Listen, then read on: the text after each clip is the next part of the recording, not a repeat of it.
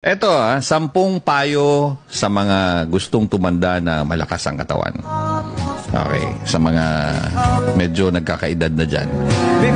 Okay, 10 payo sa mga gustong tumanda na malakas ang katawan. Number 1, babasahin ko lang to, hindi ko na explain para mabilis tayo. Medyo mahaba ito 10 eh. Huwag agad bibitawan ang inyong trabaho. Maging abala hanggang maaari. Ito ang magpapanatili sa iyong kabataan na labis mong ikaliligaya. Buliskiti niya. Ikaliligaya. Okay. Isa yan. Number 2, hanggang maiiwasan, huwag makitira sa mga anak na may pamilya na. Okay, tandaan niyo yan, ha? Huwag makitira sa mga anak na may pamilya na. Kumuha ng isang lugar na matitirhan, panatilihin ang iyong kalagayan upang makaiwas sa iyong anak at mga manugang. Ang makitira sa kanila ay magiging sunod-sunuran ka lamang, hindi makakapagdesisyon sa sarili mo at mawawala ng karapatan na labis mong ikalulungkot. In other words, tatanda ka. Okay. Number 3, hawakan ng mahigpit ang inyong baul, kung may baul ka. Kung magbibigay ng pera sa anak, yung kaya mo lamang at laging magtira ng malaking bahagi para sa sarili mo. Ang libro ng bangko na may laman ay magandang kaibigan sa inyong katandaan. Subalit, hindi ito sapat. Hindi sapat yan. Mauubos din yan, lalo na pag hindi mo dinidepositoan. Okay? Dapat meron ka pang ibang proteksyon, kagaya ng life, health, insurances, at isama ko na din ang iba pang investments, just in case, na mas malaking tumubo kaysa sa perang itinago sa bangko. Ulitin ko yung mga investments na yon, mas malaking tumubo yun kaysa sa perang tinago sa bangko. Alam naman natin yan eh. Kasino na lang, kakapiranggut lang naman ang interest sa bangko. Okay, number 4. Huwag masyadong maniwala sa iyong anak na nagsasabing kayo ay aalagaan. Madalas mga nababanggit niyan ay siyang mga hindi ginagawa. Aalagaan kunyari, mami, pagtanda mo, daddy, pagtanda nyo, aalagaan ka namin. Buliskiti niya. Huwag kayo maniwala dyan. Meron siguro pero hindi lahat. Madalas ang mga nababanggit niyan ay siyang hindi magagawa o gagawin ng mga anak. Ang mabuting anak ay hindi nagbabanggit ng anuman. Okay, tandaan nyo yan. Ang mabuting anak ay hindi nagbabanggit ng anuman. At ang masamang anak ay kailanman hindi tutupad ng pangakong binitawan. Buliskiti, ang bigat niyan. Number 5, upang manatili kang masaya, panatilihin ang pakikipagkaibigan at magdagdag pa hanggat maaari. Humanap ng mga kaibigan na mas bata sa iyo. Di ba?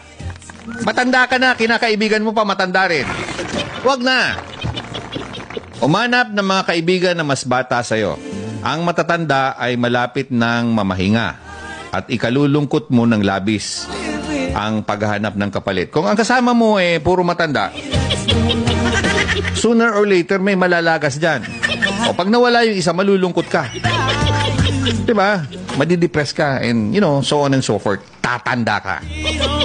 Okay? Sumali sa mga magagandang asosasyon, grupo, kooperatiba o apostolada.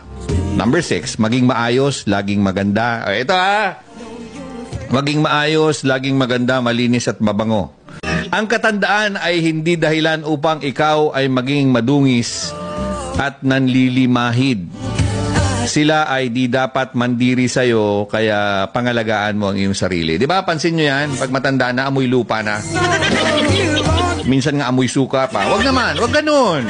Okay lang kung amoy asin. Ano amoy ng asin? Di ko alam, amoy bawang, sibuyas, Diyos ko. Okay, mga misis yun. Number 7, maging abala sa paggawa ng kabutihan sa kapwa. Asikasuhin mo sila para asikasuhin ka din nila ayon sa law of ripple effect. Huwag kalilimutang magdasal araw-araw. Hindi ito nangangahulugan na magnubina kayo o magrosaryo kayo na. Magdasal. Magpasalamat. Lord, thank you Lord. Yun ang pinakamagandang dasal. Number 8. Number 8, huwag panghimasukan ang bahay o ang buhay ng inyong anak. Ulitin ko, huwag panghimasukan ang buhay ng inyong anak. Hindi sapagkat anak mo sila, ang lahat ay magugustuhan mo, ang lahat ng magugustuhan mo ay magugustuhan din nila. No, no, no, no, no, no, no, no. No, no, no, no, no, no, no. Alalahanin mong nagbabago ang panahon. Okay? The constant change. Number 9, huwag. Ito huwag ipagyabang ang iyong katandaan. Hindi sapagkat ikaw ay lumilinya na sa 80 ay napakarunong mo na. Minsan nga may 1-year-old lang, mas magaling pa sa'yo. Totoo yan. 1-year-old, 2 years old naman. Isa-isip mo na hindi mo taglay ang lahat ng karunungan sa mundo. Huwag mong isipin na ang katandaan ay kalagayan upang maging inutil ka, ulyanin ka, at wala kang silbi sa buhay. Makipagpaligsahan ka sa lahat ng bagay para may dahilan ang bawat pagising mo sa umaga. Kasi kung wala ka ng dahilan, bakit ka bumabangon sa umaga?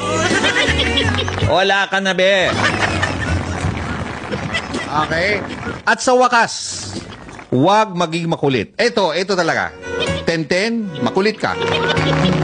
Huwag maging makulit. Huwag ikwento ang nakaraang panahon ng paulit-ulit. Pulis Kitty na, alam nyo to, paulit-ulit. Mga naikwento mo naman ng mga 100 times. Huwag ikukumpara ang mga bagay-bagay na makakasakit ka sa pamilya. Huwag maging mapaghanap. Matuto kang magpuri ng magagandang nagawa ng kapamilya mo upang manatili ang magandang samahan. Hanggang kaya, magbasa ng dyaryo kung may dyaryo pa ngayon. Online na lang.